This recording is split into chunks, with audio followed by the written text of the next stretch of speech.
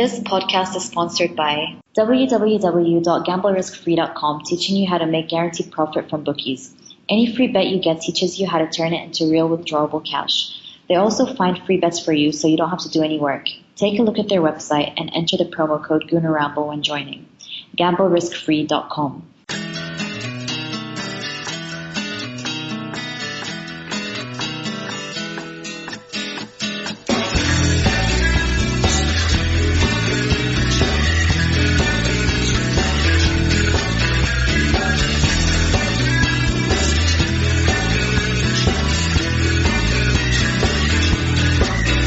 Hello and welcome to the Gooner Ramble podcast. I'm your host Giles, coming to you this evening amidst a comedy of errors, technical errors. We've tried to get people on. We've had people drop out, do a little bit niggle injuries, and we've got Amanda on and was on. They've made it, but the people's champion Clive is currently not with us. We don't know what's going on. I think he might be late to training, so we're definitely going to have to get a bit of a podcast discipline for that. But Clive, Amanda and Woz, how are you guys? Are you all right?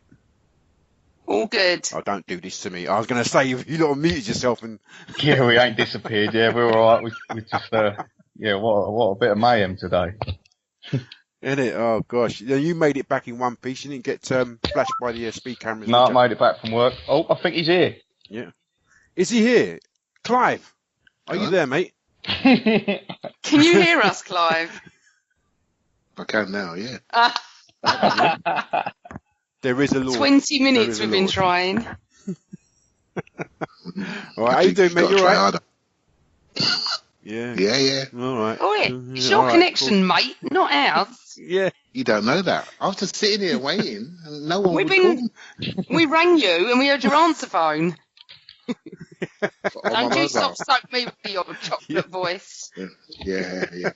Well, I saw Giles on the mobile. I thought there's nothing I can learn there, so let that one go. You know what I mean? So it was. I just restarted everything just to make sure everything was clean. And so now I'm good. Right. So now I'm good. Cool. Well, we're going out. We're recording currently now, so we're all good to go. Quickly, let's run over Tuesday night's Champions League victory, 3-2. Bit hairy, scary at first. Kind of looked like we were reverting back to old ways, but then pulled it out of the bag. Culminating in a fantastic, magnificent moment of Mesut. Amanda, let's start with you. Ah, Mesut. It was never in doubt at 2-0 down, was it?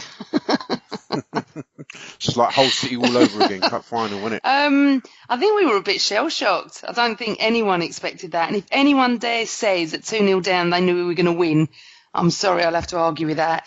We didn't look great. Our shape didn't look great. It was like a bit panic stations at the back. And we weren't prepared for that. But then you see, when you've got class in your team and when you have the Mesut Özil able to do that, it's just phenomenal in the last few minutes. I know it was only Ludogorets. I keep being told this by everyone that I say that was an absolute world class what he did.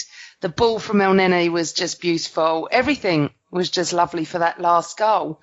I know it sounds funny, but I can't remember the other two goals. Was it Giroud? Honestly. Yeah, Xhaka got one back. Xhaka was a lovely goal from Xhaka, wasn't it? And Giroud was a nice goal. To be honest, all three of them. Yeah, sorry. You know what? We were so entrenched, weren't we, with Özil at the end that I haven't stopped going on about it since the minute he's done it. Beautiful. And that's him all over, to be honest. Sublime, graceful. Just the way he done with those two players. It looks easy for him, but when you watch it again, he does this little sort of touch and it's like, football porn, as I call it. It hit your G-spot, didn't it? It hit the M spot. It hit the Mesut spot. Thrilled. And you know, it just gives us such a boost for Sunday. And I don't care what anyone says. We've all been in the game long enough to know that just because they lost last night and we won and we're on a high, form absolutely goes out the window on Sunday. It's a different game. And if we weren't playing Spurs on Sunday, I'd have ripped Spurs to pieces on social media today, but I've not said a word. I'd rather take the mick out Man United at the moment. But yeah, really, really good. Really loved that goal from Mesut. I don't think any of us will forget that. Clive, over to you. Shell-shocking first few minutes. It looked like a reversion back to Zagreb all over again. I mean, what did you make of that? I mean, were we just complacent? Was it the temperature of the stadium? Was it the pitch? Or I mean, Gibbs had been looking quite good up until those first few minutes, and then if you were, we just looked. The whole defence actually looked quite like they didn't know each other. I didn't really. No, I'm just well, the way I saw it, right? So I actually thought we started the first few minutes okay, so I didn't feel any stress at all. We were in charge. We get the handball, they get a free kick, and Ospina's routed to his line. And at the time, I was fuming with him. I had a chat with my mates this week, and he said, "Think about it, right? Ospina doesn't play very often, and that was the first thing he had to do was that difficult ball." Into the box where Gibbs just jumped under it. Mustafi and Jenkinson didn't cover around. Now, what we tend to do, what our eyes tell us, they say, "Come on, where can I play? Where can I go?" Look at Ospina. They score from 5 yards out, and he's like rooted to his line. But we're sort of getting away with playing a cold goalkeeper all the time, and I think it cost us. As you saw later in the game, he warmed up and made some critical saves later in the game. So. It's just a factor. He doesn't play all the time. So I was a bit concerned about that. And then we were a bit shell-shocked. So, Ramsey and Jenkinson didn't quite link up down the right-hand side. We have a big diag over Gibbs' head. So Gibbs has a decision to make. What do I do with him? What do I do? Do I go and close the space down really, really quickly and engage him so he stays outside the box? Or do I jog back, let him into the box? Okay, he's in the box. What do I do now? So it was that indecision, wasn't it? It was that indecision. That indecision. Do I close the space? Do I go and press? Do I go and smash him out of the box, give away a free kick? What do I do? They're quite tricky out wide. There are a couple of tricky players, right? So Cafu was definitely tricky. So he was a bit hesitant. So that hesitancy got him in the box. Once he's in the box, you're not in charge, son, anymore. So what am I going to do? I've got to get my shoulders in the right direction so I can either force you inside to a crowd, which wasn't really there, by the way, or do I force you to the touchline? And he did sort of neither. He got start-stepped, he got stopped, he got frozen, and basically he crossed it. And I don't know, to think back, we've all watched Kieran Gibbs for years. How many times have we ever seen Kieran Gibbs go to ground in the tackle? He doesn't. He's quite a clean. Exactly right. So that means he recognised he got his shoulders wrong, and he panicked. I've never seen him do that, right? I spent my whole career on my backside making slide tackles, but I've never seen him do it, right? So, and then of course Mustafi's got a slight weakness in my opinion that he doesn't always. I think he's a great defender, but I'm not sure how great he is in a crowded box, right? So it's a couple of times now where he hasn't quite reacted to Koscielny's positioning, whether Koscielny's positioning is right or wrong. I worry about him in a crowded box.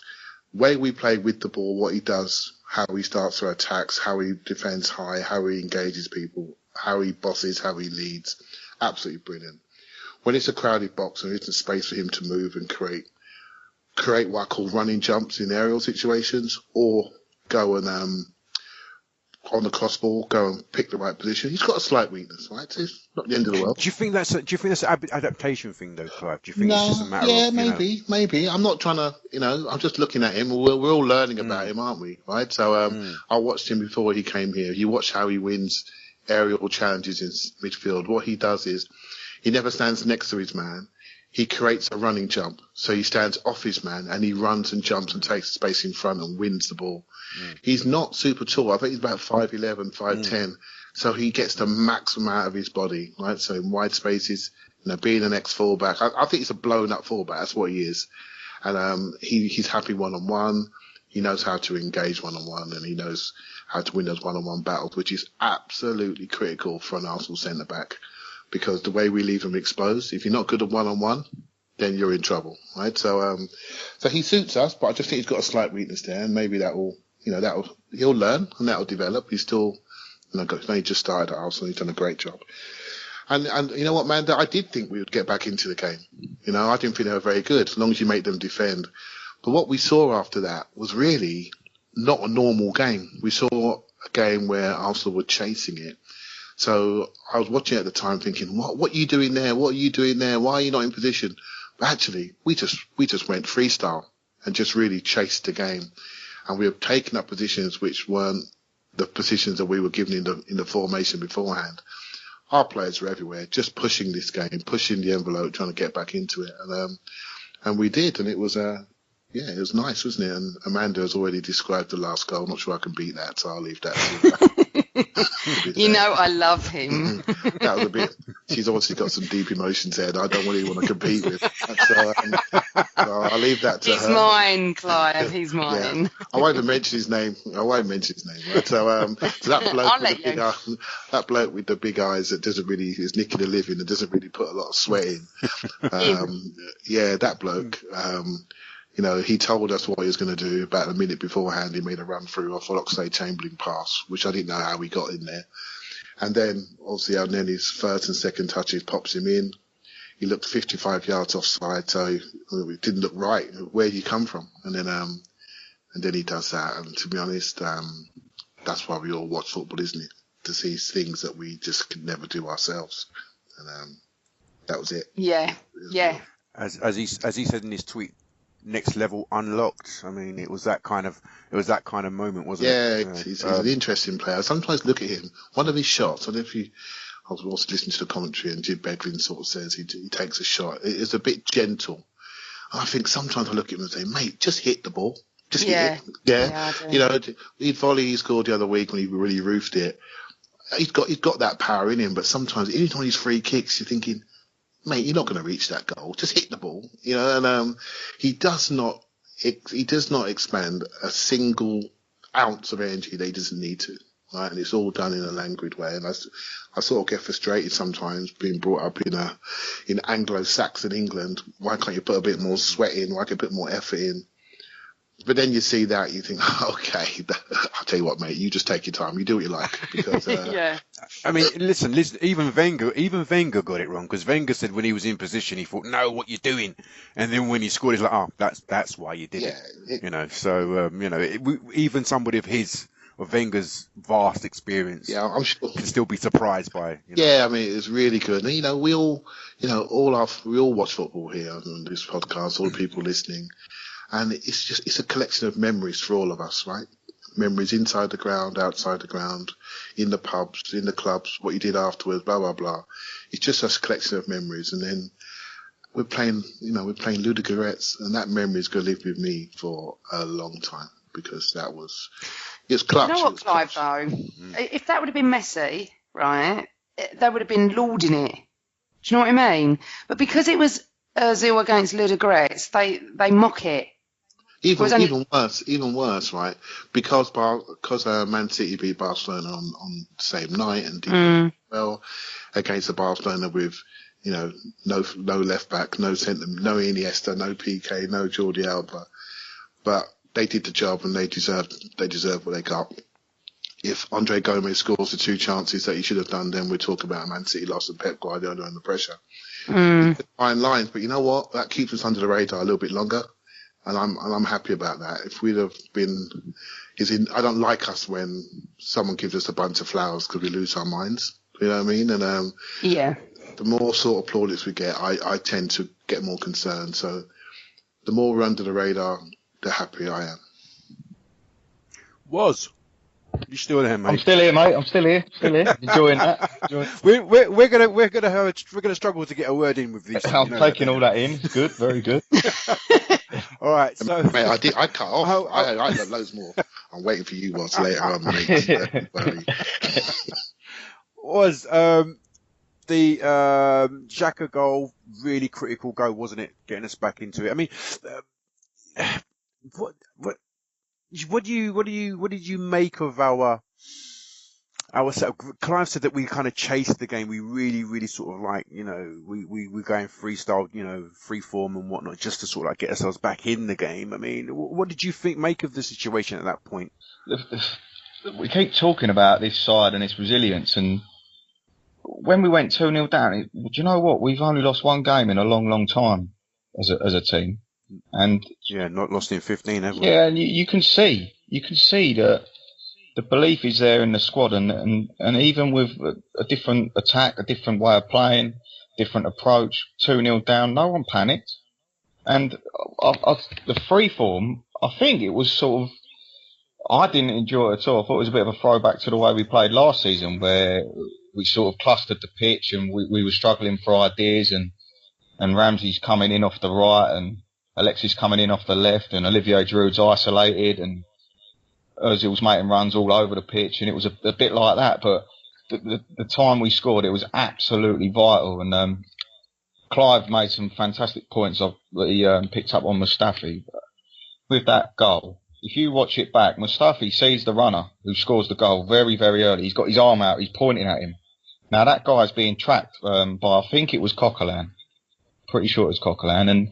And it gets to a stage where he's between the defensive midfielder and the two centre-backs. Now, he comes into the centre-backs area there, so Mustafi has to take charge, and I think he should get across on the cover.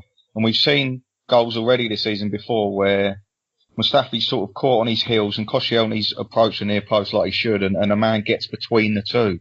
And that is a bit of an issue there, and it happened again the other night. And Mustafi sees him very early, and he knows he's there, and he's pointing at him, but he just doesn't seem to get his body in the right area, and he doesn't get in front and clear the danger. And when you go 2-0 down, I mean, the first goal was set piece, but you go 2-0 down away from home in Europe, and it's never easy. But I didn't sort of think, oh no, it's over. Like, I still fancied us to get back in the game, and it was vital to get back in it as quick as we did. And before half time, definitely get that goal. And Granit, what a finish!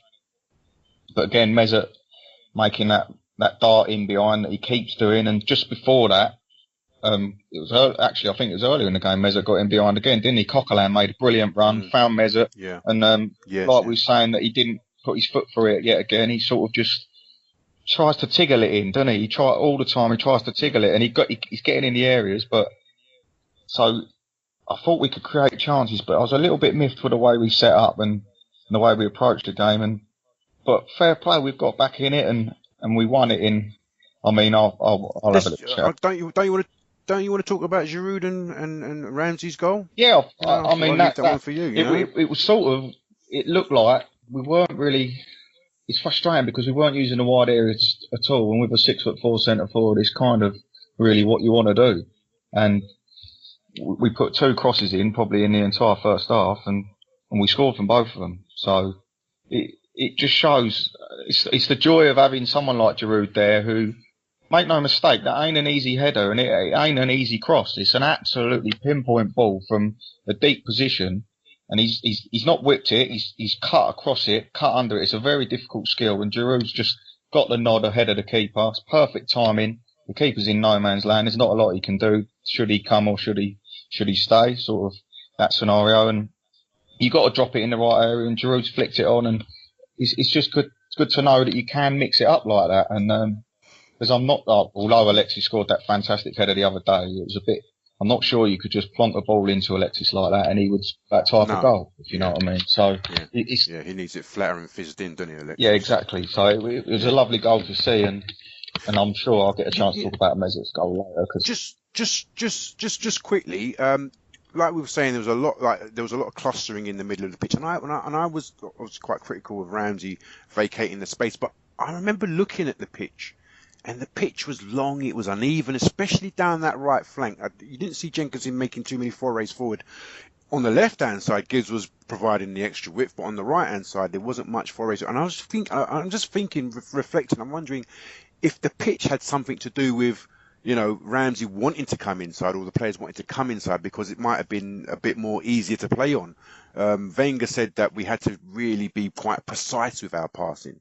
We couldn't really fizz it along, but we had to be really precise. And I don't know if you guys kind of noticed that, but that's something I noticed with the pitch. It was really long, really uneven. And what we've seen recently is that teams are actually like in cricket, the home groundsman sort of like lays the pitch or the wicket so that his home bowlers can and batsmen take advantage of the proceedings. And I'm just wondering if other teams are doing that to slow us down. I used to see it years ago, right? I used to see it, and Gary Neville used to talk about it actually on TV, and said actually it used to happen to Manchester United when they were flying. People used to let the grass go long. They definitely do it against Arsenal. Sam Allardyce used to do it. People have moved the pitches on occasion when we were, fast, powerful Arsenal a few years ago. The pitch looked long to me, and it looked like we were struggling with it a little bit. But because I believe our biggest Achilles heel is pace of pass. Right, so I spoke about this the other day. When we move the ball quick, then we are in business. The moment we slow down, we're in trouble. And teams will do everything to slow us down. And for a team that we're not super fast off the ball, we're not like Spurs track athletes who are like, muscle bound runners that run in straight lines. But we are fast with our intelligence and we're fast with our passing. And then the way we move it, 1-2 touches to create the space we need to do our stuff is unique to us, right? And the only team that gets close to us in pace of pass is probably City. We got Liverpool and Spurs are this new breed of pressing off the ball, but I don't think anyone really moves it like we do, apart from City. Indeed, quite. Was you wanted to reflect on Ozil again? So yeah, just that goal. It's just the gaze is magical. Let's be honest, and Amanda described it beautifully. But it's almost as if he's a player. I always say it. He can make time stop around him, and he's improved so much as a player since when he first come to Arsenal. It's incredible to say that because when we signed him, I personally thought he was the best number 10 in the world at the time. And his game's just got on levels. He's more of an athlete. His ability to run now in behind is just, where's that come from? I mean, can I just interrupt, Warren, just for 2 seconds? Yes. I don't normally do this, but no, not like you. Because I have to say this. But don't you think him and Sanchez working together the way they have been? It's like they're brothers. I can't explain their sort of communication between each other, but it's like they're the only two on the pitch. Do you understand what I mean? Or is it only just me? No. No, it's evidence in their passing combinations. They pass each other a lot. Yeah, it's like they love each other, and I love that they love each other. Carry on. Mm. Yeah, that's very true. And I just think with Mesut, to like Clive said, to conserve his energy, to be able to burst in behind at that stage of a game and not just get there and be... This guy has played an unbelievable amount of football so far this season, and he hasn't had a rest. And to get there in the 90th minute of the game, not to be tired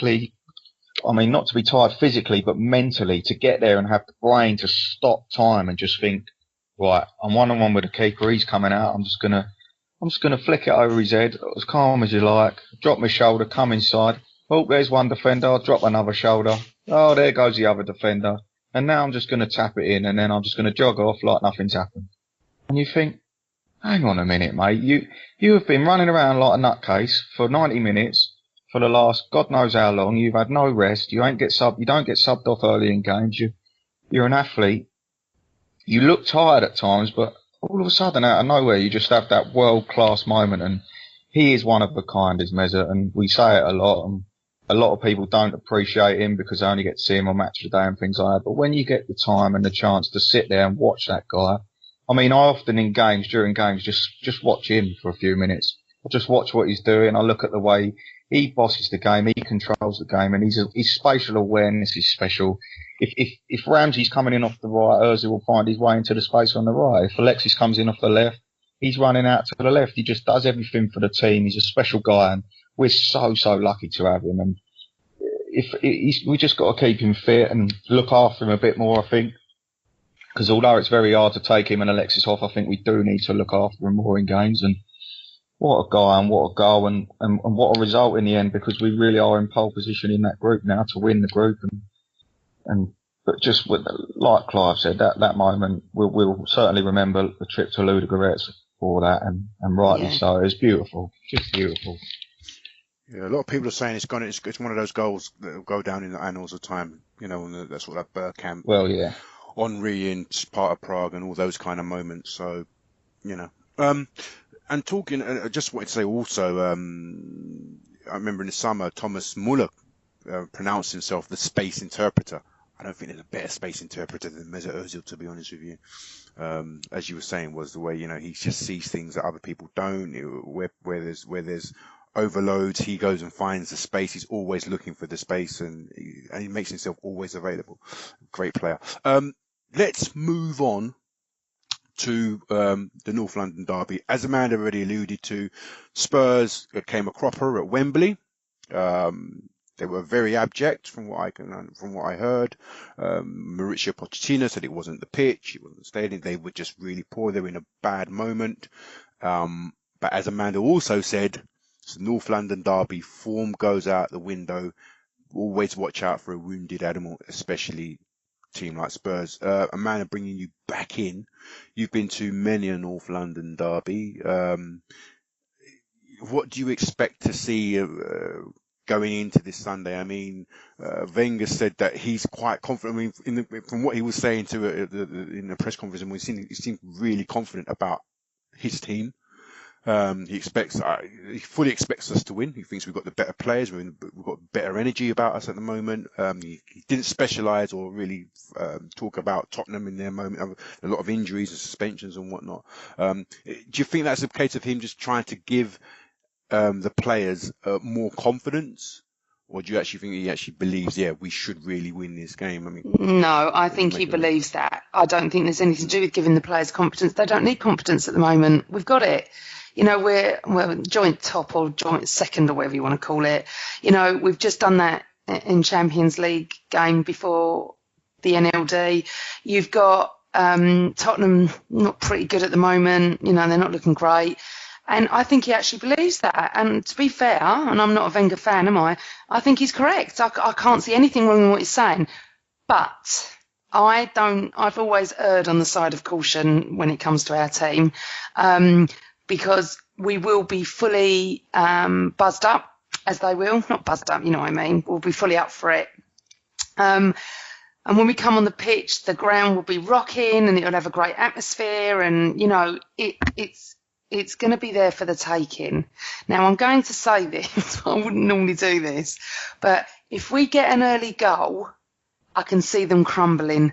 Because I don't think they've got much confidence at the moment. They got booed off at Wembley last night. Right, they're not in a great place, but they get an early goal. I'm not saying we'll crumble or anything, but it's not going to be easy, is it? Get an early goal, and I can see 4 or 5. Now, you know, Giles, I would not normally speak like this, but if you go on form and how we are at the moment, yes. But I do believe not form goes out the window, but the actual sort of match, if you looked at the next match and it was, say, I don't know, Middlesbrough or something, you know what I'm saying, you would be confident. I'm never confident, and I've been to hundreds of these bloody derbies at Tottenham and at Arsenal. So I just feel that what he's saying is correct. You can't knock what he's saying. He is right. We have got the better players. We have got the better form. We are in a better position at the moment. I didn't see him faulting like this, to be honest, the last couple of matches. I didn't really see this coming. But I also feel that the crowd will have a lot to do with it, you know, because I do feel that you know, Özil has lifted that club. It's not a one-man team, but he is sublime. And he is that special player, as is Sanchez as well. And even, you know, you look at Koscielny and Mustafi, a great partnership. Hopefully Bellerin will be back. You know, we've got Xhaka. Xhaka can play? Yeah, Xhaka can play. I'm just saying that it's there for the taking on Sunday. It really is. But the league is there for the taking as well. It really is. If we can continue like this, but Warren's right. You know, you can't keep playing Sanchez and Özil like this. It does concern me as what happened with Cazorla last year, you know, and that is one player desperately I miss is Cazorla. I don't even know what the news is with him. But to answer your question, I think Wenger believes it, and absolutely so he should at the moment. So he should. Clive, Amanda says that you know, she would like to see players like Ozil and Sanchez rested. In this instance, not at all, right? No, not at all. Don't be silly. No, absolutely. And in that case, in that scenario, Clive, you want to see Sanchez up top, setting the tone, calling the tune, right? He's the orchestrator, as far as you're concerned. Yeah, I mean, it's interesting on Tuesday. We saw a little bit of so I call it Arsenal online anxiety, right? And just when, you know, it wasn't just the fact that we were two down for a short period. I think a lot of it was, stemming from the selection, what we read into the selection, and we went back to maybe 2015 Arsenal a little bit with the way we played, the way we set up. It sort of went away. I watched the game a couple of times since actually, and if you do sort of look at it with a bit more calmness, you can see that there was a lot of players just striving to get us back. And say we were more critical at the time where people were, because they weren't sticking to the structure. Then you looked around, I looked again, you're thinking, you can see people just trying to create space, trying to move around. So I was less critical about that. But what we have two different Arsenals, right? We have fast Arsenal, slow Arsenal. We picked slow Arsenal on Tuesday. And that's where the anxiety came in. We went 2 down. And I always talk about anxiety and trust, the trust framework between us and the team. And we're building that up. So I call them, the crazies are out there, right? They're waiting for us to lose a game. They're waiting to come out.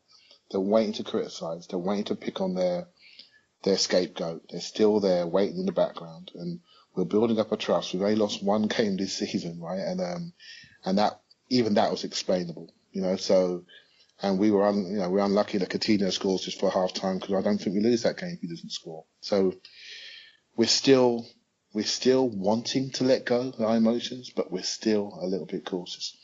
Now, I think this game is absolutely huge, Spurs. I think what Spurs are trying to do, they're modelling themselves on us, right? So they're doing everything that we used to do. They built their training ground, right? And let's be honest, their training ground, for those who've seen it, is better than ours. They're building their new ground. Of course, it's going to be 500 seats bigger. So that means they've got the biggest stadium in London, and they're going to have a cop end, and it's going to be better than ours. They're going to get the train station renamed for cost of 12 million quid, just so they can say there's a Tottenham Hotspur train station in London. They're doing what we did in the late 90s, playing at Wembley and having the same impact. But what they're doing is looking to create the next generation of fans, having 85,000 people coming in, all those new Spurs fans coming to the ground. They're looking to build the new crowd for the new stadium, for those quiet nights, which we know there's going to be gaps in the stadium, and doing everything to catch Arsenal. And but the way I look at it is that Arsenal are 10 years ahead, right? And we are, the way we've got to show it now, we've moved away from being a property company. We've moved away from worrying about the bottom line, and we're starting to worry about the finishing line a lot more. And this is it now. We need to start moving onto the pitch to move away from them. And you're looking at the squad, looking at Spurs' bench last night, there was nothing on it. We have got a much better squad. People talking about a power shift, no chance. Our squad, we've got people in suits not even ready to play that are far superior to Spurs' bench. I think we've gone away again. I'm looking at the Spurs team. They've all signed new contracts. They're starting to flatten out. And even though they're young and they're now reached the promised land, all at the same time, all been told how beautiful they are, all been told they're only going to improve, all been told they've got the greatest hipster manager in the world, all been told his pressing style is great. You know what I'm seeing? I'm seeing a one-dimensional team that is built on running and athleticism. And I think if we press them and we really press their technical ability, I think we're gonna be much too good for them.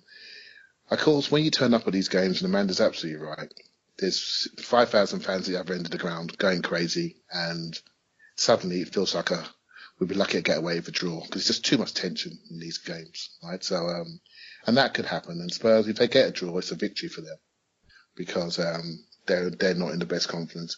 But you know what? Last year we went to their ground, got a 2-2, and we weren't in the best confidence. They were the golden kids, and they should have won the game, and they didn't, right? So I'm wary of saying we're going to smash them. I think we should, but I think it's important that we do, and I think it's important that we move away from them as a club on the pitch in the next few years, because I think they're going to struggle on the pitch until they get for 3-4 years until they get where they need to get to, and in that time we need to move away again. And I think it's very important that we invest in our players and we really, sort them out and take away this power shift rubbish. Was coming to you. We know that Bellerin should be back. I think Wenger said that he's available. With still late tests on people like Santi, Nacho, and one other. Who was the other one? I can't remember. There was a fourth person, wasn't there? A fourth player. My mate Theo. Gibbs. Oh, Theo, that's it. Theo, that's right. Absolutely. So looking at how we're going to set up, what do you think is the best way of playing a team like Tottenham with, even though they've got 5 or 6 main characters out injured, there's a very big, strong, very aggressive, counter-pressing team. How do you want to see us set up for that game? It's going to be very, very interesting, Giles. I know Dembele come off last night. I'm not sure if he's out of the game because I think he's so vital for Tottenham. I think Dembele is a class act, and I think he's probably their best player, and he's right in the heart of midfield. I think Santi probably will come back in, and I think he'll revert to if all being well, if people are fit, that it'll be that same team that probably played Chelsea. I think he will revert to that. Alexis centre forward again, with Iwobi on the left.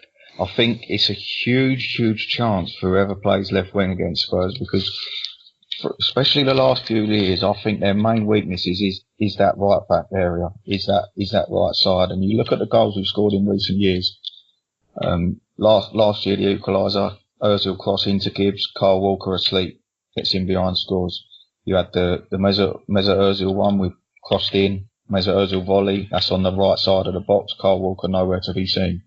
There's been a lot of goals, and it's easy to target that Spurs right side. Now, I look at Alex Iwobi and I think, are you going to be a killer in that area, mate?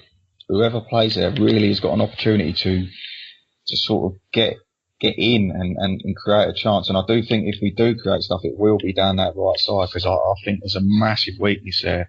And also, a lot of our goals in recent years against Spurs have come from crosses. We do seem to be able to get at them, but if we move the ball fast and we play anywhere near the levels that we've been playing at times this season, at the Basel game, the Chelsea game, if we can reach them levels early doors, you've all said it, and I don't want to tempt fate, because, my God, Derby Day, I mean, it's something special. It's something different in football. It's not like any other game. You can't describe it as a fan. I wake up in the morning, I feel sick. I'm excited now. Do you know? I'm excited now. I've got so many friends. Yes. And even, do you know what? My nan's a Spurs fan, and we don't talk to each other on Derby Day. I love her. Hold on, back up here. How can your nan be a Spurs fan? She always has been. Always has been. But I think we better have a word with your nan. Yeah, I've tried, Amanda, but bless her. But yeah, it's just one of them things, and a lot of my best mates, they're all Spurs, and for that one day, I hate them. Do you know what? I hate them. I don't want to know them. I don't want to speak to them. And if we lose, I'll probably disappear. I won't do another podcast for the next 10 months. But we know that Arsenal as a team and the abilities and the levels, like Clive said, we are streets ahead of them. And we're signing Mesut Özil and Alexis Sanchez now.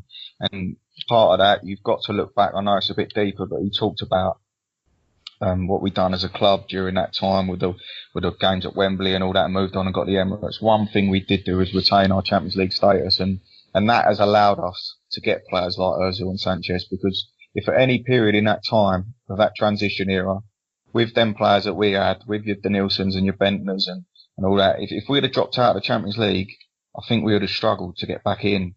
And I think that it made a huge, huge thing for us. And I think if Spurs want to catch us up, and I don't think they ever will catch us up, if they want to try and get on our level and compete, they need to be getting Champions League year in, year out, and moving into this stadium and trying to improve on the players they're buying, because, as Clive rightly said, their squad is very thin at the moment, and they've got injuries. Kane's 50-50.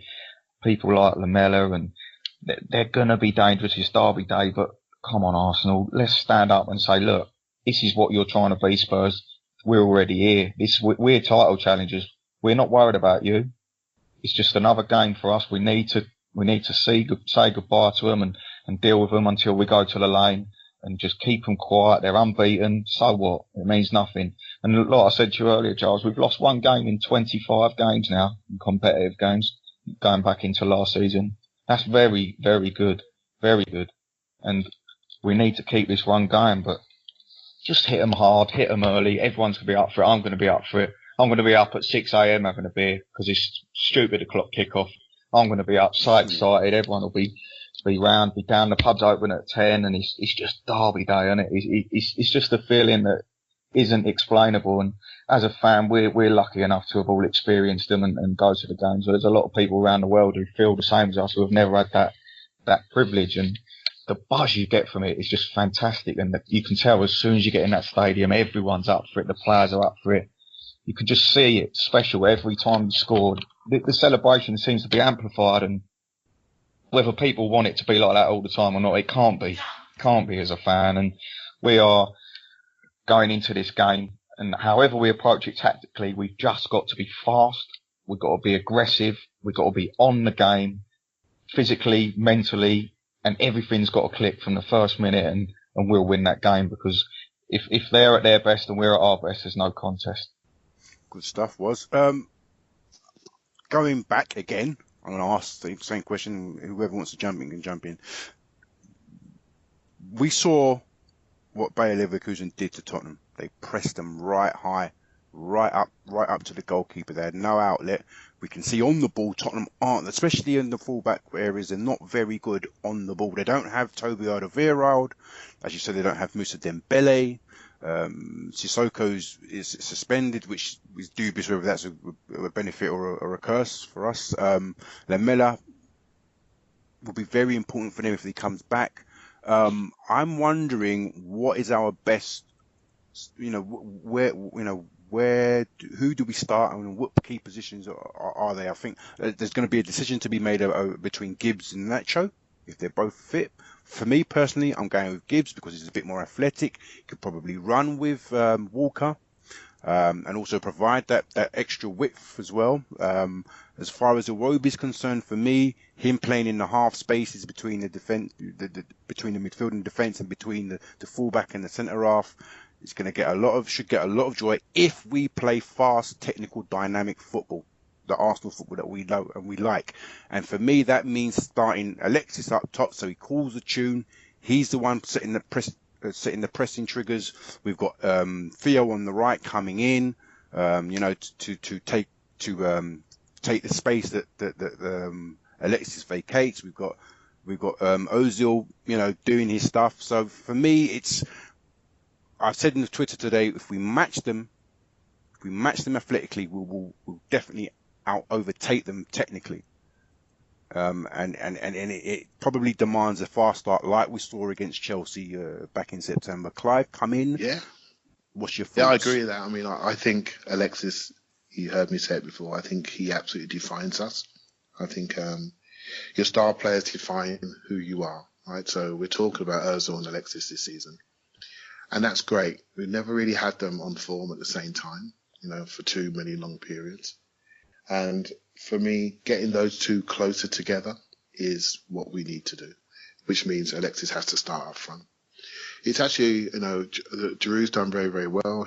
What happens with Giroud, in my opinion, is when the ball goes to him, I just see limits to what we can do. When the ball goes to Alexis, I see no limits to what's going to happen next.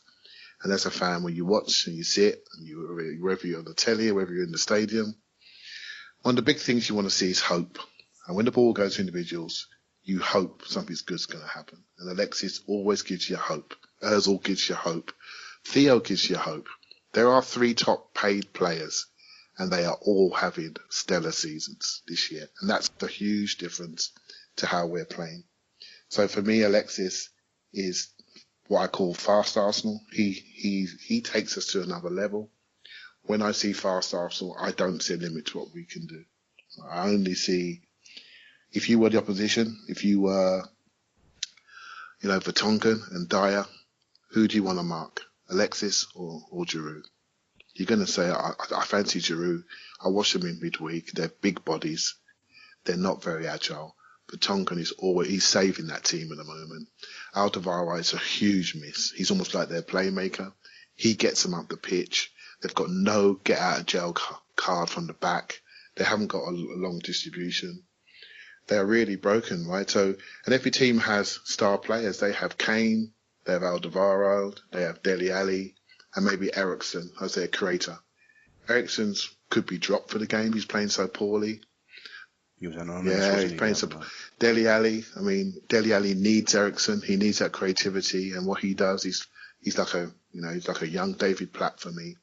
On the ball, he's okay, but the way he arrives in the box, he's very, very dangerous. But if you can't connect with him, he's just running around like a loose cannon. Harry Kane's not there. If he comes off the bench, it's going to be a problem. But, what's he going to do in one game? Not too sure. But we used to have a problem with Diego Costa, and we sorted that one out because he's got no slow centre-back to pick on. He's got nobody that can't manage him physically. So let's see what he does. He's obviously a good player, but... Good point of that is because I remember the last season when that goal that he scored, he got does the right to... He got Mertesacker, didn't he does. Down at the side. And Costa does it. Everyone does it. They go right to left in that space, in behind Bellerin, and they stretch Koscielny out and they make him do 1.5 jobs. If he doesn't quite manage it, we concede. That's gone now. All right, you can come down either side, and they just say, just come down here if you want. I fancy it, and it's not a problem. So that's been a major difference to us. And so, I think Spurs have lost another player that's key for them, Dembele. He's injured. They've lost some key cogs. But we've been through this. We've had this for years. But the difference is this time we've lost Santi, as Amanda was saying, and we've got Xhaka, we've got Ramsey, we've got El Neni that we don't even talk about, who could probably play. We've got Coquelin, who's gone from fringe player to a critical player. We watched Carl Jenkinson. Whatever you think about him, he had a bit of an indifferent game. Sorry, can I just interrupt there, Clive? Yeah, of course. When you say Coquelin's gone from fringe player to whatever player you just said. Critical player, I call him. Critical. He's always been critical. I think since the day he came back. Yeah, since the day he came back, but many years ago he wasn't. Sorry. I thought you meant the last season or so. You know what? I don't like it when he doesn't play. I know it sounds fun. I just feel a bit nervous with him if he's not playing. But anyway, sorry to interrupt. No, don't worry. You wouldn't be a podcast without me interrupting. No, absolutely. I was waiting for you, I thought it was a bit late, actually. No, I'm listening to the chocolate voice. I think we started to talk about these options and we're starting to, argue about it. And, but actually, El Neni just comes on the other day and then in 5 minutes does that. I mean, I'm starting to worry less about it and just think, well, actually, we had a chat about Xhaka, didn't we, G, and his tackling. I'm not worried about it. We're talking about a different quality of footballer, just trying to adapt to the game.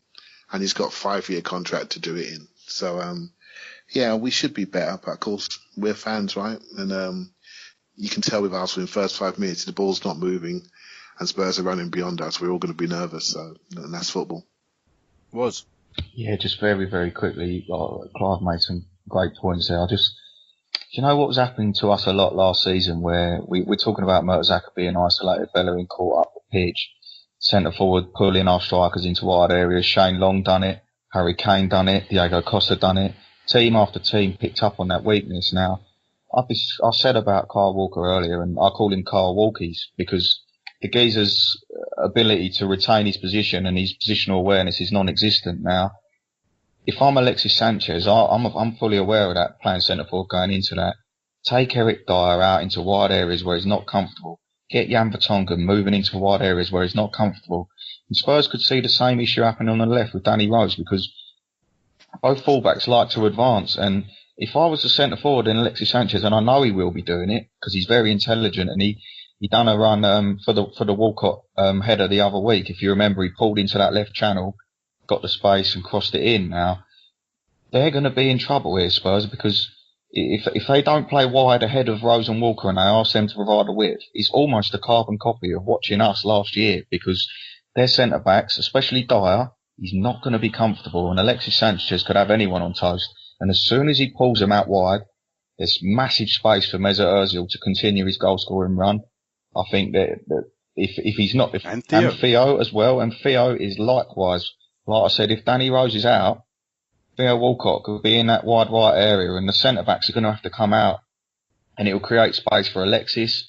And that's why I'm saying that if it is Iwobi that starts on the left, I think there's a huge chance here because out of all the teams we've played, I think Kyle Walker is one of the worst fullbacks I've ever seen. And I just think it could be very Arsenal-like with the way we got punished a lot of times last season. If we can prey on that, like Long and Kane and all them players did, I fancy Alexis with the intelligence and Özil's running ability as well, because not just Alexis. If Alexis is centre forward, Ozil knows where the space is, and we've seen him make them darting runs, and he will pick that in behind the two fullbacks, and that for me is where I'd be attacking Spurs, and that's why it's vital that not so much we retain our width, but when we make intelligent runs, I think we need to run wide, because if we can get them centre backs pulled out with their fullbacks up the pitch, there's a massive hole in the middle of the park, and we've got both sides. We can really prey on them, and that's where I think the game can be won and lost. If their fullbacks have a good game, then it might stifle us a little bit,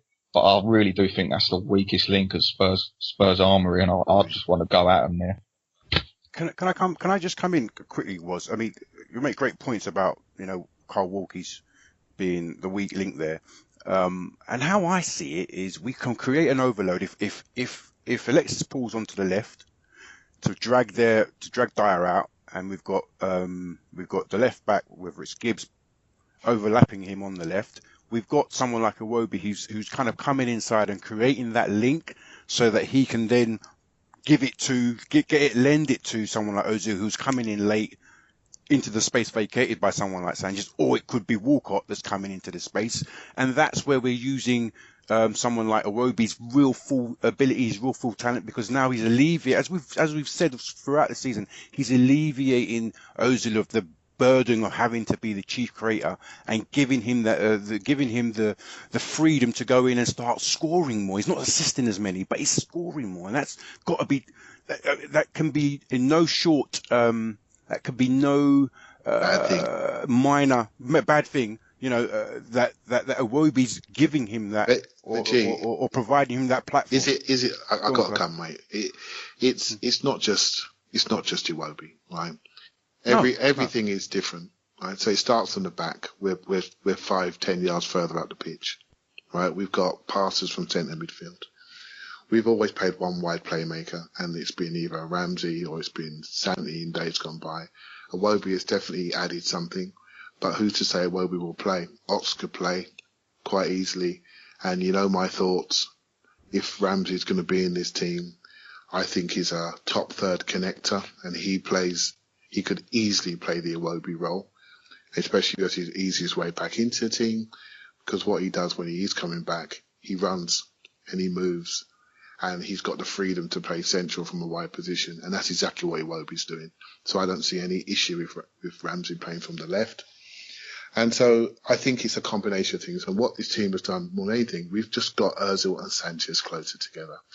I did not like seeing Sanchez in the left corner flag, getting fouled, facing his own, or right by the corner flag, in his own defensive third, after a 60-yard doggy. We don't want our £35 million best centre forward doing that because he's playing wide left.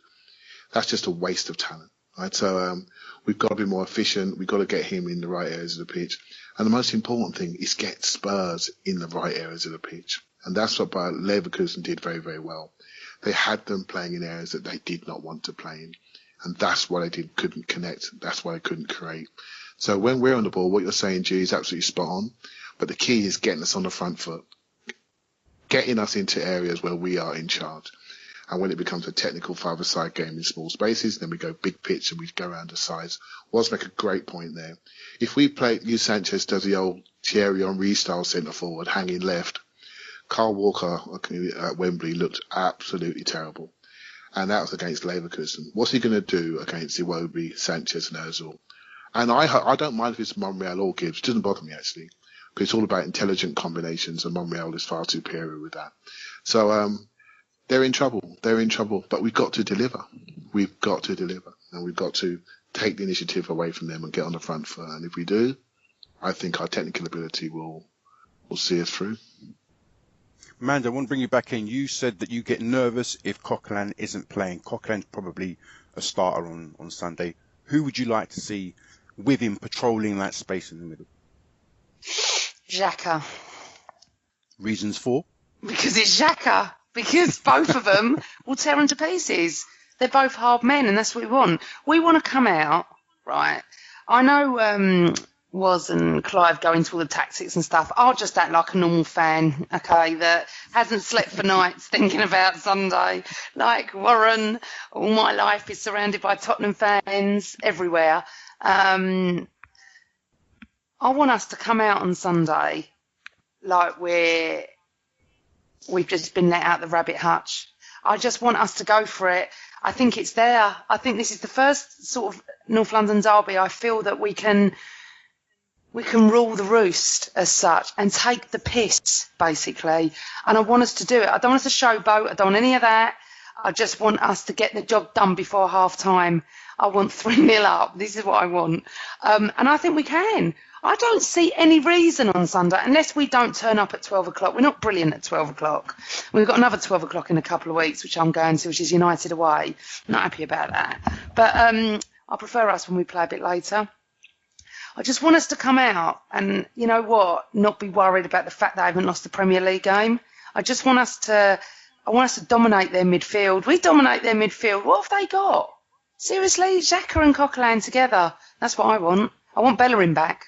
That's quite important as well. He will be. Good. He's still there. Mans, you made a point about early kickoffs. Yeah. I don't know how we've fared this. I don't know how many early kickoffs, like midday kickoffs, we've had this season. I don't know if we've had any. Well, didn't we play last week against Sunderland? Yeah.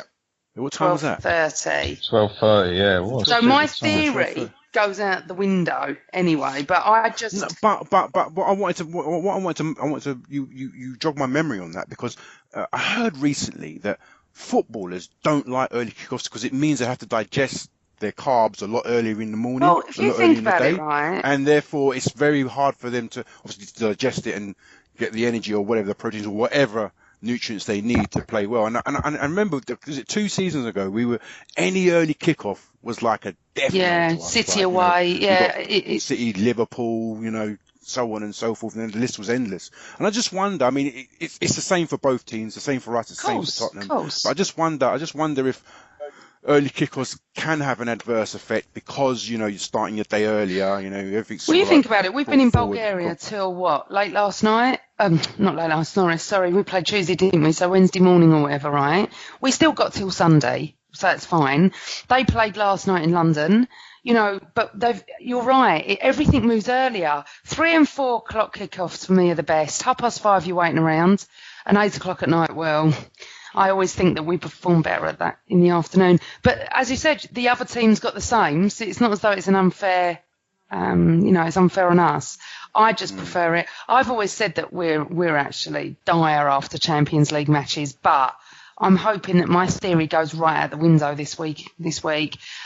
Well, we did beat Southampton on the back of... We have done it. I mean, and I've been proven wrong. I don't do stats, you know what I'm like. I'm just a normal fan that sits in the stands, basically. But I'm not a lover of early kickoffs. I mean, it doesn't matter what time you kick off against Spurs. The atmosphere is going to be amazing. As Warren said, everyone's going to be drinking from 9 o'clock anyway. And I would have preferred this at 4 o'clock, but 3 o'clock, whatever. But you know what? I've just got a feeling it's going to be a very, very good match. I really do. I think. I don't want to say anything. I don't predict, but I just feel we get at them early. We shell shock them. Another 5-2 would be lovely. Absolutely. Before I bring back both Woz and Clive, you said you'd like to have Shagga in there. And Wenger did say this morning that he's a bit worried about his discipline and his composure. And me and Clive had a good discussion earlier on Twitter about Xhaka's tackling and his composure, and I think he's a bit impetuous at times, and maybe his body shape's not correct, and there's just a few mechanical things and mindset things that he needs to adjust. But do you think, with the kind of game that it is, the atmosphere that it's going to be, we need cool heads there? I know Coquelin got sent off last season, but I mean, someone like Coquelin would have learned from that. He knows a lot of the players that have been there know what to expect. Someone like Xhaka can you understand why Wenger is a bit reticent maybe to start someone like Xhaka? Yeah, of course, but I do feel he'd be more reticent if it was at White Hart Lane. I think here, unless we do the ridiculous and go 1-0 or 2-0 down and they could lose their heads, but I don't feel like that at the moment. I don't feel that we're losing our heads. Giroud sometimes does, doesn't he? But even he's a bit more calmer. Yeah, I mean, look, he's probably been asked the question in a press conference or something, isn't he, about Xhaka? But he's the manager, and he needs to have spoken to him about this. He gets paid enough money to talk to his players, so don't get me started on this. I'm not going to do that Wenger stuff. But I'm just saying that, you know, he must know what a local derby's like. He must know that families are split. Everyone's got friends in the other camp. It's a big, big game. It is our biggest rivalry as such, isn't it, over the season? We want to win this. As much as I desperately want to beat Man United in 2 weeks because of Mourinho, this is our rival. This is it. This is how we were brought up to hate Spurs. They hate us. End of story. So, you know, Xhaka has to keep a cool head, but so does our captain have to have words with him as well. So we need that. We really do. I'm not worried about him at all, to be honest, G. I think if he plays, great. If he doesn't play, El Neni will play, I think, with Coquelin. I think it's one of the two of them. I think Santi's a little bit off with a few, you know, I just don't think he's going to make it. But if someone's seen him training in pictures that I've not seen, then let me know. But I think with Xhaka, we had a chat earlier, what he's doing, sometimes when he's a bit deep, he leaves himself a lot of space to walk into. So he's a little bit caught. What do I do? Do I commit, go all the way? Or sometimes he gets caught in no man's land. And when he gets caught in no man's land, he makes big fouls. You know, he makes big fouls. But that doesn't mean he's a hothead. He's just making a foul. You know, I don't think he's Patrick Vieira hothead, you know, with Neil Ruddock job. Do you know what I mean? We're not someone who's got a bad temper. We've got somebody that gets caught on his heel sometimes. Timing, really. And he's a big man. So when he makes a foul and he misses it, it's a card. And it's not like one of those, you know, Santi Cazorla makes a foul. Referee smiles at him and he jogs back into his hole. He's only little Santi. Do you know what I mean? And but when Xhaka makes a foul, it's a big foul. He's a physical player. He's well over 6 foot. He's got a bit of weight about him, a bit of power. So it's a big moment, and those are the ones that referees want to card, and that's why he picks up red cards. I think he just needs to work out what he is. Am I going to be front foot and then I'm going to close space down and be aggressive? At the moment, he's trying not to get into trouble, and by doing that, I think he's actually getting into trouble because he's not quite closing space down quick enough and he's in wide areas and he's getting picked off. But I'm not worried about him at all. I think he had a good game in the week, and he's only going to get better for us. Was the talk about Wenger said that he's got to make. It sounds like Wenger saying he's got to make a decision on Ramsey, really considering to start on Sunday, and basically if he does start him, where does he play him to get the balance right? As Clive has said today earlier, he's a Marmite play. You know, he's polarised his opinion, as we all know. I don't personally. I think I'm with you. I think me and you are both in agreement. He's wasted on the wing. He's wasted out wide. You know, he just doesn't do it for me out wide. He doesn't stay out wide. He wants to be central. He wants to play in. He wants to be in the thick of the action. If you're Wenger, or if you're in Wenger's position, where do you play him? Where do you see him? Where do you play him? Where is the balance right? Look, I'll look at Aaron Ramsey, and like you said, I think all his attributes lead to being that man in the middle of the park, that guy that drives from box to box, that guy that wants to be in possession, get hold of the ball, play the ball, move the ball, get in the final third, create chances, win tackles. He's just an all-action footballer. Who you pair him with? I mean, we've discussed the midfield pairing and what it could or couldn't be. Is it too early for Ramsey to come back in and play 90 minutes against Spurs? By the way, he looked very fit. He didn't look sluggish at all. He looked like he was ready. You know why, Warren? Because you didn't rush him back this time. You hasn't rushed him back. Yeah. He's had a full pre-season, and I mean, I'm a massive advocate of Aaron Ramsey. I just think that if Ramsey does play in a 2 in central midfield, I think it's vitally important that we have some shape and discipline about our defensive midfielder, and it's not at the moment. It's sort of almost a double pivot where if one goes, one stays. I think it just needs to be a case of, look, Coquelin, if it's Coquelin, look, Coquelin, you do what you do best. You sit there and patrol in front of the back four. Let Ramsey press high. You just sit there, mate, snuff out danger, be intelligent. Same with Xhaka. Don't get caught going ahead of the ball like Flamini did time and time again. You just sit in there, patrol, play the ball through the lines, give it on, move it on to Ramsey, move it on to Özil, let the others play. You almost be part of the defensive unit, and then just give Ramsey the freedom to be up and down, because he has got to be back as well. You cannot have a midfield two and expect him just to run around willy-nilly. I think he will prove that he can do that. I think in the long term, towards the latter part of the season, once Granit Xhaka's settled in, I think them two will be an absolutely phenomenal pairing. I think they're both big lads right through the heart of the team. Ramsey's 6 foot tall, Xhaka's 6'2" or whatever he is. He's a big old boy. I think they're both very good on the ball. Ramsey's engine complements Xhaka's lack of mobility.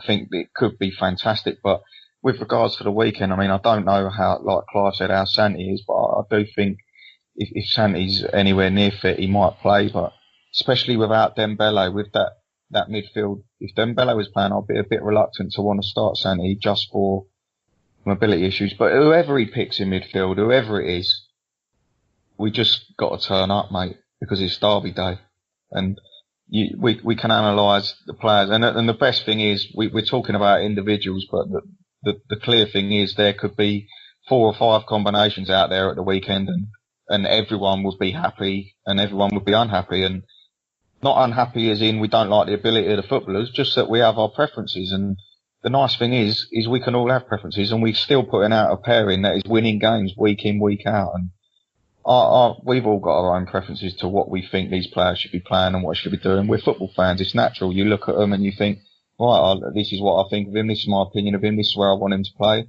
This is where I think he's best.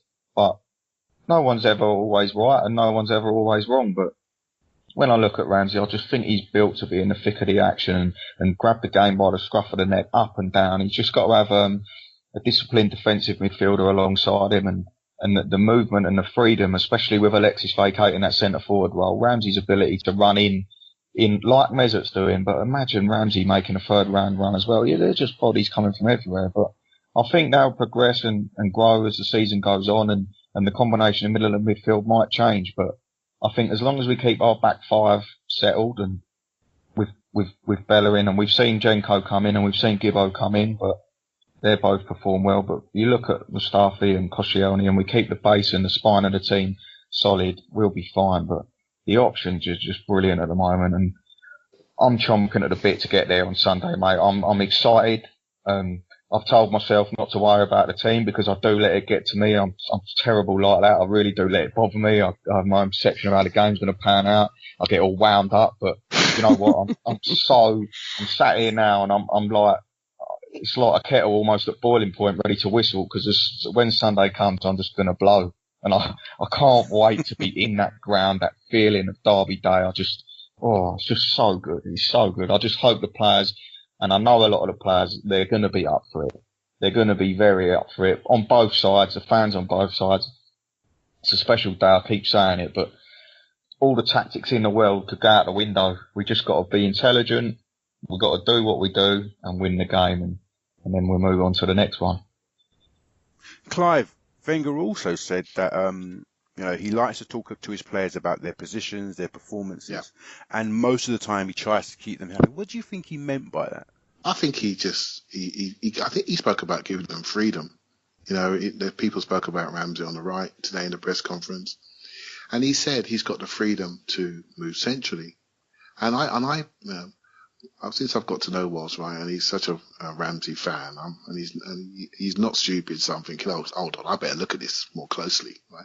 What's he seeing that I'm not seeing, right? So I had a look. I did have a look today. I had a look at the stats for his England Wales game in the summer, and which was not a really good game to look at, right? So I flipped to the Belgian game. It's probably the best game he's had in a year. I think we'd all agree, right? So and I looked at him, and I looked at the formation. So England, Wales played a 3-4-3, and Ramsey, Bale, and I think Robson Carney was the three up front. Right, so they literally were 3-4-3 in that game. And behind him, they had like Chester, they had Gunter, they had Taylor, they had Ledley and Joe Allen, and then they had Ramsey, Bale, and Robson Carney. So that tells you straight away where Chris Coleman sees him. And he had the best game of his life, on that day. His average position map on that day was actually ahead of Gareth Bale. Again, he broke into those high areas, into the penalty box. He had 2 assists. He had the most touches in the area. His pass combination, his highest pass combination, I bet you can already guess who that was to. Right? It was to Bale. Well, you can all guess it. And that, to me, is what he is. To me, he's a third midfielder in a tight 3, or is a wide playmaker in Arsenal's formation, in Arsenal's system. Right? So, and I said it months ago. I said the position for Ramsey to potentially get into this team with this level of quality we have in other areas, to get the most from him, you have to look at an area where we're actually a little bit weak. We're actually, if we want to play Alexis up front, which I do more often than not, we're actually weak on that left side starting position. And if you looked at the Wales formation, they actually played him on the left next to Bale on his right foot, and Bale played on his left foot coming in from the right. And I would just like to see him in that position, because you can't pin him down. So can I ask you a question, because I haven't seen the heat map, but where was his heat map over on the left, or was it kind of centre? You can't pin him down. Right, it's a marathon. Right. It was on the right in front of Bale. Right. Okay. And that was I wanted to look at that game, because that's the best game he's played. Right. That's the best game I've seen him play for a long time. And then people say, like Woz, and what's his opinion, right? And he's allowed it. You know what I mean? I'd love to see him in the 2. Well, you know what? He can obviously do it. I'm watching the game right now, and he's playing in the middle of the pitch. It's simple as that. He's playing in the middle of the pitch, and the fullbacks are high, and he's just playing like a third man on the right hand side. He's not playing right wing. When people say that, I sort of get a little bit annoyed. Look at the game. Look where it's just his starting position. That's all it is. Where he ends up is on inside right channel. Right. So I'd like to see him on the inside left channel, because the one thing about Ramsey is he's got a history of goal scoring, and he's not scoring. He's now accepting chances on his bad side. I'd like him to having chances coming in from the left hand side on his right foot, because he has got a devastating power finish, and he's got different layers in his finishing. So if he's gonna make it out, Arsenal, and get into this team, in my opinion, is in that role, and that's where he could really help us and offer another dimension. But not everyone's agreeing with me. I listened to Tim Stillman today, and even he sort of edged it a little bit. I'm thinking that last, but no one else is agreeing. They're thinking, Ramsey play left. What are you talking about, Clive? Well, he doesn't stand there. We just need to give him the structure and the framework for him to go and play and do what he does first. And actually, when he's not fit like he is right now, what he does is he tries to make an impression. So he actually runs about even more. And he's very, very proactive in his movement. So I think we've got to give him freedom to run. And this is why I'm sort of less keen to see him in the midfield too, which with the way I see football, I think it can leave us exposed defensively. But my question is he vacates he vacates the space from whichever flank from the left, and it's different from Iwobi or Chamberlain who could play on the left or the right, because they get into the half spaces and they're looking to run at players. They're looking to connect. I don't think that's Ramsey's game at all. I think it can. I don't think he does it. I don't think he even does it better than them. I don't think his kind of the style of play here he is. I don't think he can do it better. He does it different. I think they're more effective. Yeah, okay. But I think they're more effective. He's a 1-2 merchant. I think he's 1-2 merchant, third man runner. I think he's more. I don't think he's very effective. I cannot see him being so effective on the left ostensibly or on the right ostensibly. I think he's definitely much more. I think he'd make much more of an impact more centrally. That's where he wants to be. There's no point. I don't think there's any point playing him ostensibly from left, because you know what, he puts greater burden on your fullback. You see, for me, yeah, but from the centre, he could put greater burden on our centre halves, right? And on the other player. Well, you've got the protection, haven't you? Of the other midfielder. As long as the spaces aren't that great, you've got the protection of the other midfielder. It's not like you're playing Ramsey as the last man before Children in defence, and he's vacating, he's playing further up. You've got somebody like maybe a Coquelin, or is it a Xhaka or El Neni, patrolling that space behind. But I suppose it's something, I'm always willing to open my eyes and see, and if and when Wenger does play him in the left, we'll see. I mean, I can't see it at the moment, but you never know. I'm always willing to open my eyes and see a different way of playing. So let's see if it happens. We'll I can't. It's all hypothetical. It's just something. If I look at a role in this team that could be available, I think it's on that side, and I think he could do that role in a different way. And I think he could bring something different to Iwobi, who's still young, and we need to manage him. But again, we can look at Oxlade-Chamberlain. I don't think he thrives on the left. So I think there's no. He's a number 10. I think there's an open position there potentially. But also for the good of the team, we could offer another dimension.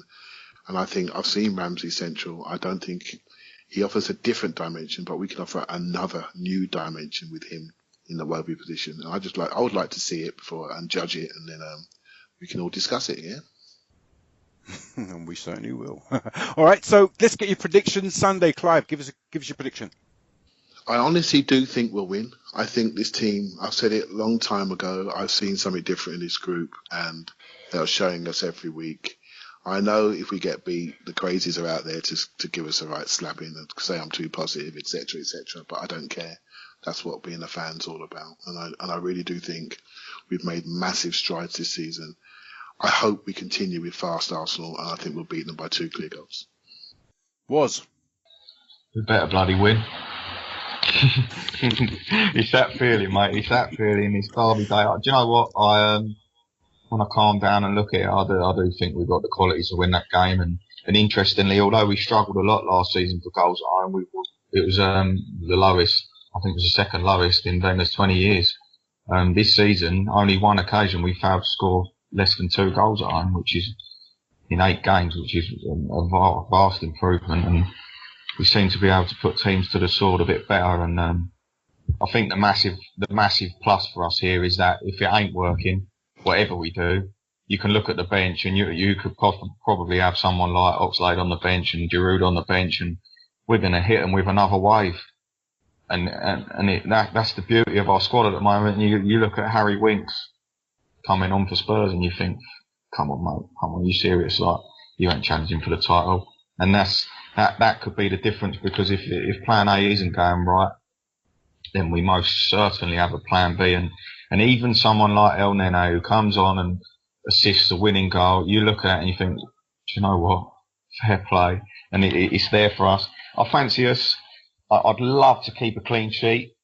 If it doesn't happen, it doesn't happen. I'll just settle for 6-1 instead of 6-0.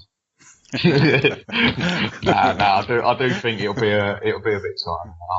Hopefully 2-0. I'd love a 2-0. I just want any sort of win, mate, just to shut them up again. Even though they're being quite quiet this season, and I didn't see many photos from Wembley last night on my old social media either. So come on, I'm buzzing for it. Amanda, we've got to knock them off this stride. I mean, they're unbeaten. They're never going to beat the Invincibles. They're not going to replicate that, are they? No. Not after Sunday, right? I'm not saying anything. I don't predict. I will predict that the atmosphere will be good. There'll be a few bookings, and there'll be a few goals. Who scores your winner? Who scores your winner? My boy. Ozil. Sanchez Özil. I'll just call him like 2 and 1. If I had my dream, it would be a worldie from Özil. But girl can dream, eh? She had one this week, maybe another one Sunday. Good stuff. So Amanda's picked it. Mustafi, I'm telling you, it's his first goal. You think so? Yeah, he's going to score. It'll be a corner. Come up. If he does, I'll tweet you. Get your money on it.